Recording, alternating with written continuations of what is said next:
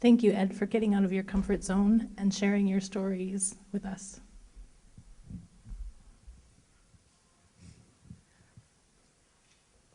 We're almost ready over there. Our final speaker of the evening is an associate professor in the education department at UMD. Her experiences growing up in South Africa during the apartheid era led to her decision to become an educator, a decision that launched a 35-year career. Here is Anything That's Worth Doing is Worth Doing Badly by Helen Mongan-Rallis.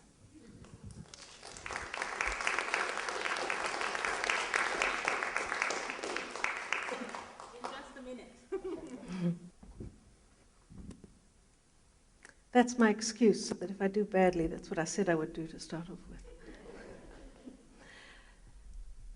So I'm an educator, and that means I think about learning and teaching a lot.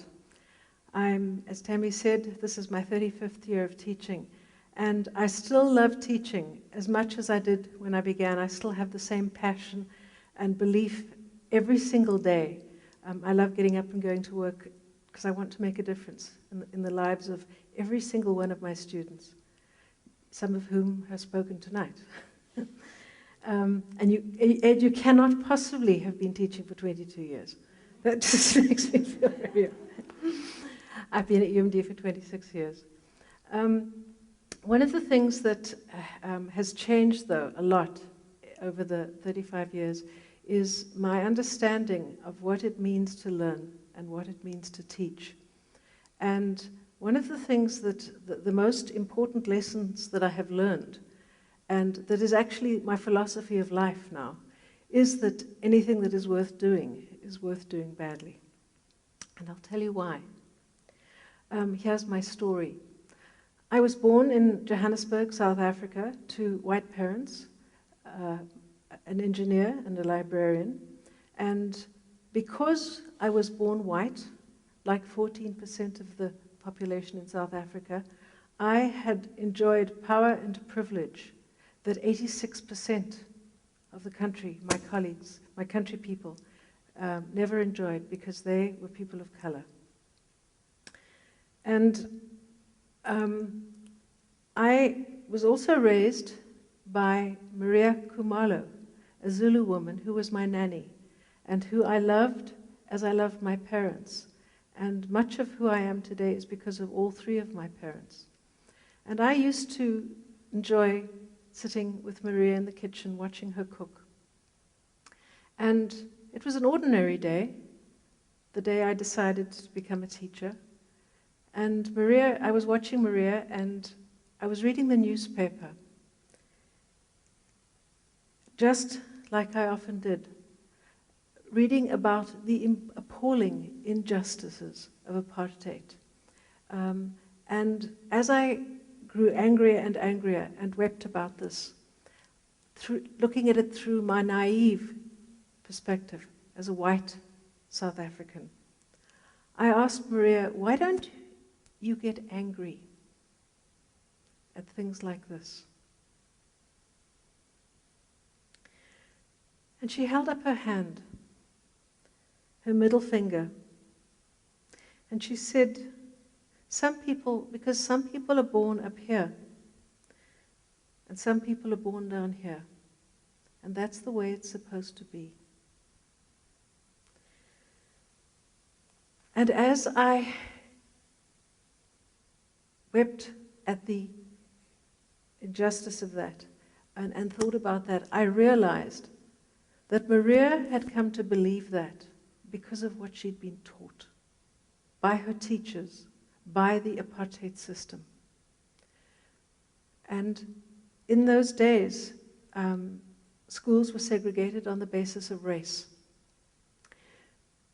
Black children went to school to learn to become servants.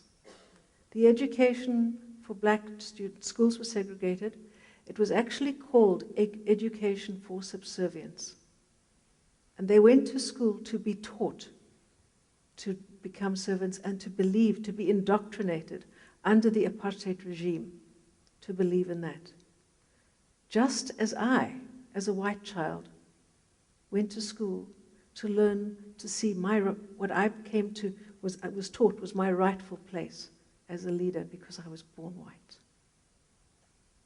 And so I vowed that day to be a teacher. And I wanted to be a teacher who would make a difference in the lives of every single student every day, and a positive difference. I agree with you, Jill. We communicate by what we do and by what we don't do every single day. And I wanted to do that. And I wanted children to believe in themselves. I wanted them to learn to do what they wanted to do and not to live up to what other people's expectations were of them when it wasn't what they believed. So I continued my learning journey in the white privilege system, and I learned a lot. One of the things that you dropped on the floor was about mistakes, and I learned a lot from mistakes. And one of the mistakes, I have a couple of stories. I remember grading at the end of every marking period. I went to a small school, and the principal used to come around to every class, and she'd sit down at the desk, and she'd open the mark book, and she'd take off her glasses, and she'd say, "Helen Rallis," and you had to stand up. A steady row of marks, girl.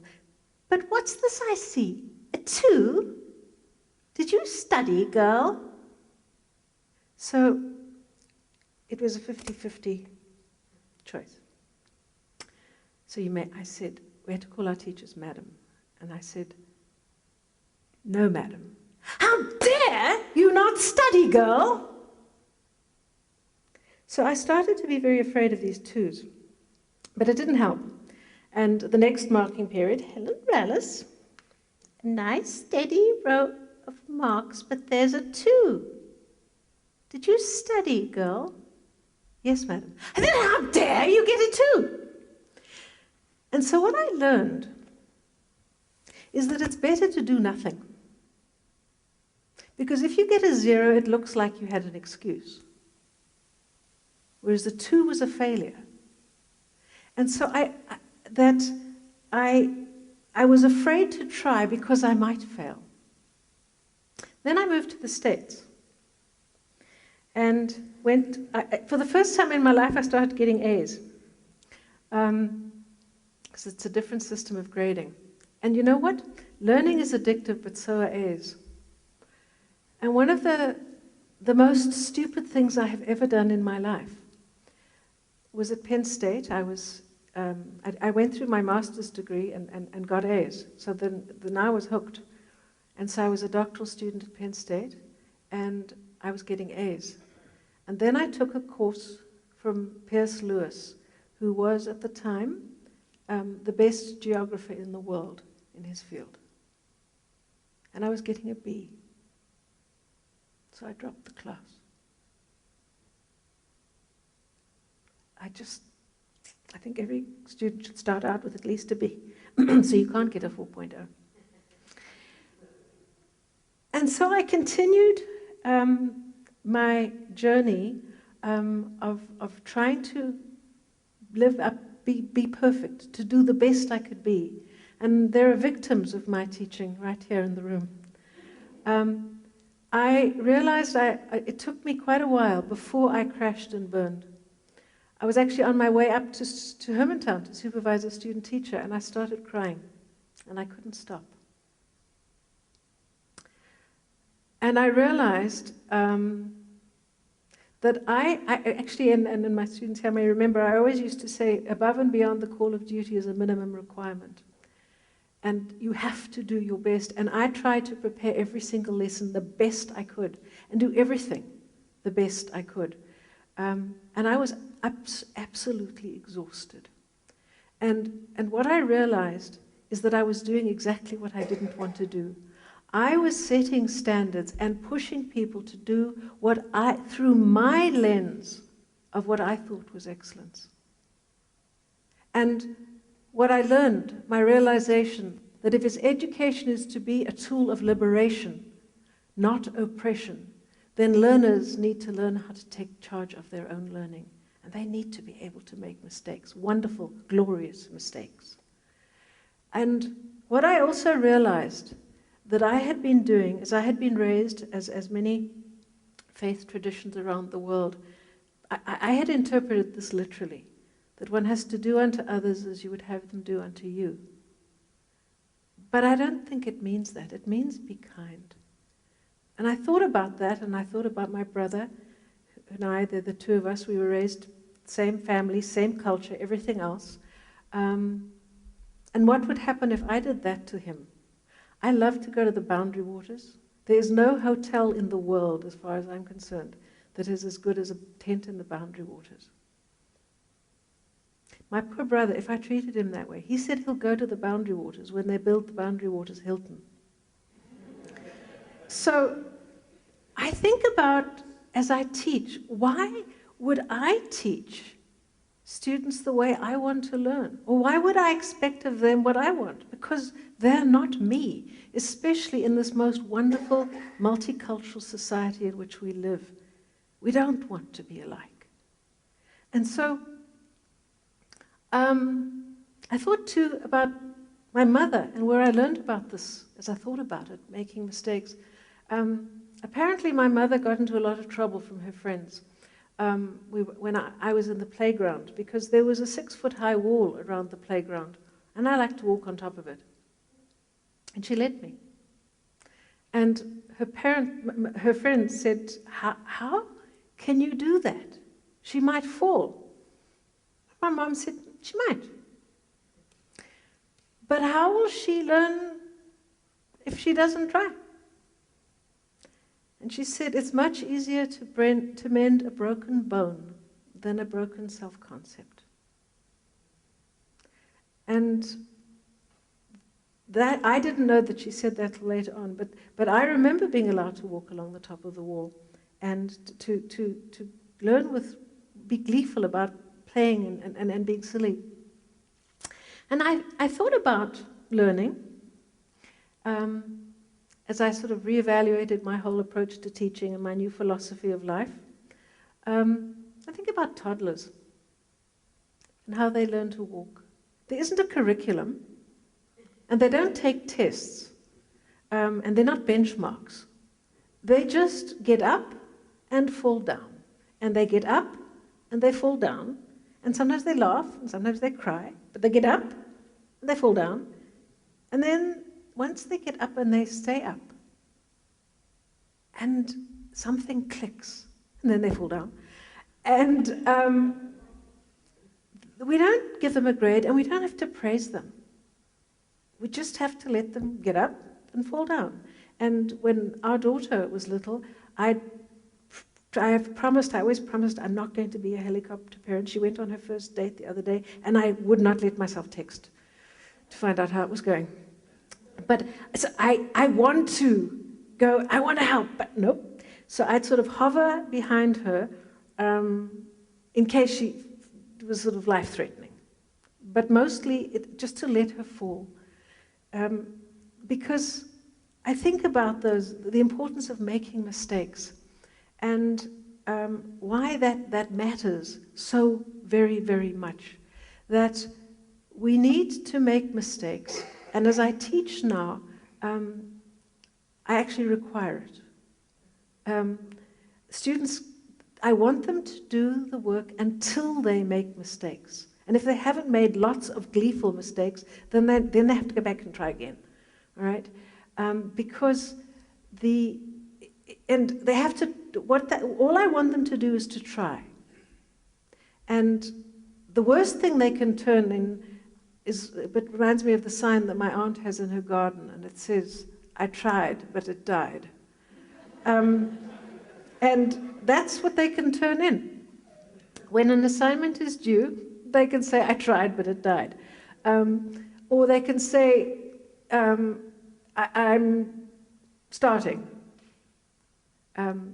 It's like, Helen Rallis, what's this? A 2? And I say, a 2? That is so cool. So now tell me, what did you learn as you started? And what made you stop? And now what's your plan? And so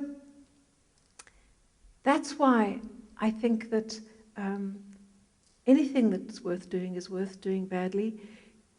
It's like not everything that is worth doing well, because if you're so worried about doing well and to meet standards that other people set for you, we're missing out on so much.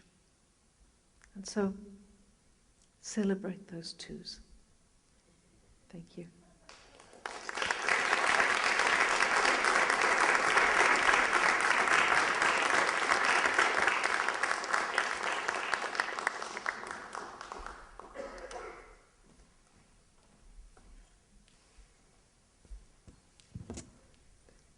Well, how about that? Here we are at the end of the night, 11 speakers in. We all survived, but man, what an inspiring evening. Let's hear it for those 11 speakers, please.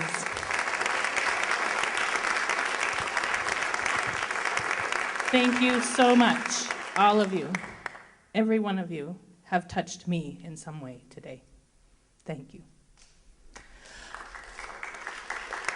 Like is normal practice at the end of any event, we have some thanks. Yay! Special thanks again to Deb Devaney for helping us out with the microphones, the lights, the sound, all of the things to make sure that it's all working correctly. Special last minute thanks to Gina Clive. Where are you, Gina? Thank you for helping us with the microphones. That's sweet. Thank you for helping, just jumping in. Special thanks to Brenda Vathauer for letting us come and occupy this wonderful auditorium. The custodian staff at Lincoln, Brenda, would you please express my gratitude for that, for them, and all the hard work that they do. Chrissy Valento and her art club kids for preparing this wonderful banner for us. Superintendent Bill Gronsa, thanks for all your support. It was awesome tonight. Nick, hey, thanks, Nick. You did a great job keeping the lights down and the sound up. Thank you so much. And thank you to all of you for coming. This really was awesome. And it wouldn't have been the same if you all weren't here. Drive safe, have a great night, think about how you can impact learning. Thanks.